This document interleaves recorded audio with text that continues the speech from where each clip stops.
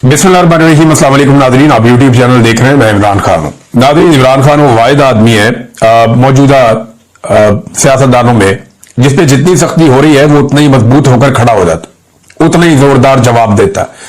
और ये जवाब इमरान खान साहब जो है पाकिस्तान की मिलिट्री एस्टेब्लिशमेंट को देते हैं। अब जो इमरान साहब का जो रिसेंट एक ट्वीट है उसको अगर आप पढ़े तो आपको आइडिया हो जाएगा कि ये तो ऐलान जंग है। ये तो इमरान खान साहब वो बातें कर रहे हैं जो नॉर्मली सियासतदान करने के बारे में सोचते भी नहीं है। पहले आप सुने इमरान खान ने कहा क्या, ये बहुत इंपॉर्टेंट है। इससे आपको आइडिया हो जाएगा कि इमरान खान के साथ हो क्या रहा है और इमरान खान साहब का अपना मूड क्या है। ये जितने लोग कहते हैं ना डील शील ये वो, हाँ ये जरूर है कि इमरान खान ये एस्टेब्लिशमेंट के साथ चाहते हैं कि बैठो बात करो निकलो इसमें से, और ये जो आपका गंदा किरदार है इसको बंद करो। फिलहाल ये नजर आ रहा है, लेकिन इमरान खान साहब किसी से भी डील नहीं कर रहे फौज के साथ। डील करने वाला आदमी ऐसी जुबान इस्तेमाल नहीं करता। ये जो लोग कहते हैं ना कि फौज की इमरान खान साहब दोबारा जाके गोद में बैठना चाहते हैं, या जो लोग इस तरह की बातें करते हैं कि जनाब इमरान खान साहब ये चाहते हैं कि फौज उन्हें दोबारा से इक्तदार के अंदर ले आए और उन्हें वही बड़ी सहूलत मिल जाए जैसी उनको माजी में थी, तो ये नहीं है, ये बात ही नहीं है। उसकी वजह ये स्टेटमेंट है। इस तरह की स्टेटमेंट देने वाला आदमी कभी भी दोबारा ऐसा नहीं है कि वो फौज से सहूलतकारी चाह रहा हो। ये स्टेटमेंट वो आदमी देता है जो ये चाह रहा हो कि निकलो बीच में से, यानी मेरा मुल्क है मैं चला लूंगा भाई, हम मुल्क के मालिक हैं, तुम जबरदस्ती आके तुमने हर चीज पर कब्जा किया हो। तो ये इस तरह की सोच वाला आदमी ये बात कर सकता है। अब जरा ये देखें आप, पाकिस्तान में इस वक्त माशाल्लाह नहीं आसिम लॉ नाफिज है। ये डील करने वाला बंदा ये बात करता है। इमरान खान साहब के अपने ट्विटर हैंडल से ये लिखा गया है, मुल्क में आसिम मुनीर का कानून चल रहा है और आईएसआई उसे तहफ़्फ़ुज़ दे रही है। जो चीज आसिम मुनीर को ताकत देती है वो इस मुल्क का कानून बन जाता है। आसिम मुनीर अपनी ताकत के लिए मुल्क की हर चीज की कुर्बानी देगा। ये आर्मी चीफ फौज की बदनामी करवा रहा है जैसा कि याह्या खान ने किया था।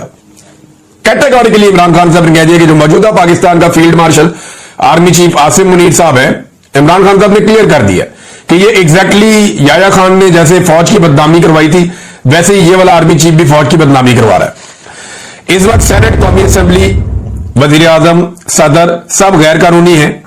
एक जाली आईनी अदालत बनाकर हमारी नशिस्तें कम की गई हैं, जो तारीख में कभी नहीं हुआ कि एक जमात की नशिस्तें किसी और को दे दी जाए। वो आईनी अदालतें जिनमें इंसाफ मिलना चाहिए था, आज वहां आसिम मुनीर ने अपने जाती नौकर बिठा रखे हैं।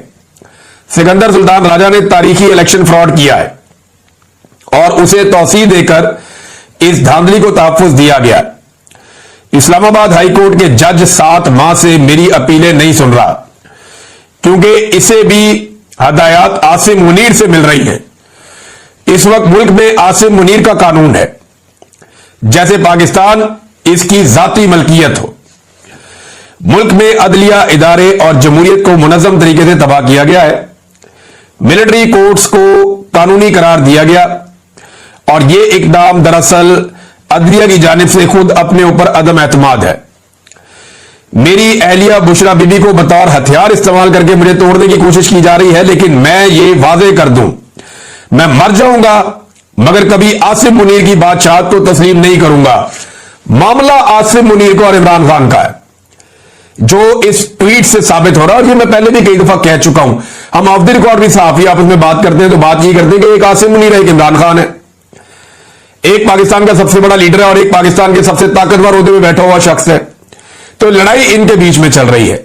ये बाकी सारे तो भेड़ बकरी हैं बीच में, ये बाकी सारे तो लटरम पटरम है। ना नवाज शरीफ कुछ बेचता है, ना असली जरदारी के पल्ले काक है। शहबाज शरीफ तो वैसे ही इमरान खान ने अर्दली है। मरियम नवाज ना 3 में ना 13 में, बिलावल बेचारा कहीं गिनती भी नहीं आता। तो ये सारे फारिग हैं। लड़ाई असल में आसिम मुनीर और इमरान खान की है। ये इमरान खान साहब ने आज इस ट्वीट के अंदर इसको क्लियर कर दिया। उन्होंने कहा कि मर जाऊंगा मगर कभी आसिम मुनीर की बादशाहत को तस्लीम नहीं करूंगा। ये एक कब्जा ग्रुप है जिसने मुल्क पर जबरदस्ती कब्जा कर रखा है। इस वक्त पाकिस्तान में डाकू डफर अलायंस मुकम्मल तौर पर काबिज है। 26वीं तरमीम से जजों की खुद मुख्तारी मुकम्मल तौर पर खत्म कर दी गई है। जजेस के अहकामात की कोई औकात नहीं रह गई। एक पुलिस वाला भी जज के अहकामात को हवा में उड़ा देता है। आज दौरान कार्रवाई जज साहब ने बाहर गेट पर मुंतजिर मेरी फैमिली को अंदर बुलाने का हुक्म दिया और बारहा कार्रवाई रुकवाई भी, मगर मेरी फैमिली को अंदर नहीं लाया गया। इसका मतलब है कि पुलिस एहलकार के सामने जज के अहकामात की कोई वक़्त नहीं है। हमारा इंसाफ का निजाम मुकम्मल तौर पर दफन हो चुका है। मुल्क इस वक्त तबाह होता है जब नाअहल शख्स को उस पर बिठाया जाए, कुर्सी पर बिठाया जाए, मुल्क पर बिठाया जाए। आसिम मुनीर मुल्क और मोहसिन नकवी क्रिकेट संभाल कर बैठ गया है। इनकी अहलियत क्या है? मोहसिन नकवी की वजह से आज हमारी टेस्ट टीम 9वें नंबर पर पहुंच चुकी है। जब इस तरह के नाअहल लोग बिठाए जाएंगे तो खेलों समेत हर शोबे का यही हाल होगा। ऊपर से मोहसिन नकवी साहब के बड़े बड़े स्कैंडल्स मीडिया ला रहा है जनाब, वो बता रहा है कोई कि पीसीबी में इतना पैसा उड़ा दिया, ये फलां जगह में इतना पैसा उड़ा दिया, इनके खर्चों पे अल्ले तल्लों पे इतना पैसा लग गया, फलां फलां होटलों में जाके ठहरते रहे, वहां इतना पैसा लग गया। तो जो बंदे मिलियन बिलियन में पाकिस्तानियों को पढ़ते हैं उन्होंने देखे पाकिस्तान का हाल क्या कर दिया। फिर वो ये कहते हैं जब नाअहल लोग ओहदों पर काबिज कर दिए जाए तो ये बहुत खतरनाक होता है कि किसी को बगैर अहलियत सिर्फ ताकत के जोर पर इदारों पर मुसल्लत कर दिया जाए। मुझ पर टॉर्चर बहुत बढ़ा दिया गया है। मुझे 22 घंटे सेल में कैद तन्हाई में रखा जाता है। मैं आपको पहले भी बता चुका हूं और ये कानून है, सिर्फ पाकिस्तान में नहीं आलमी सतह पर भी। अगर किसी को कैद तन्हाई में डाला जाता है तो ये अदालत के अहकामात में हो सकता है, क्योंकि कैद तन्हाई आज खुद एक सजा है। तनहा किसी बंदे को या कैदी को रखना ये एक बड़ी खौफनाक सजा होती है और ये सजा किसी अदालत के हुक्म के बगैर नहीं दी जा सकती, जो अदालत की इंफॉर्मेशन से बाहर इमरान खान साहब को दी जा रही है। वो ये कहते हैं कि 22 घंटे मेरे सेल में कैद तन्हाई में रखा जाता है, किताबें नहीं दी जा रही, हालात हाजरा से बेखबर रखने के लिए ना ही अखबार दिया जा रहा है और ना ही टीवी देखने की इजाजत है। यह ना सिर्फ मकामी बल्कि आलमी इंसानी हकूक की बदतरीन पामाली है। आज जज के हुक्म पर 3 घंटे के बाद फकत एक किताब मुझे मुहैया की गई है, जबकि मेरी फैमिली ने गुज़िश्ता 1.5 माह के दौरान कम से कम 2 दर्जन किताबें भिजवाई हैं। जब से जेल सुपरिटेंडेंट गफूर अंजुम आया है मुझ पर टॉर्चर बहुत बढ़ा दिया गया है। यह तमाम टॉर्चर इसकी सरबराही में किया जा रहा है।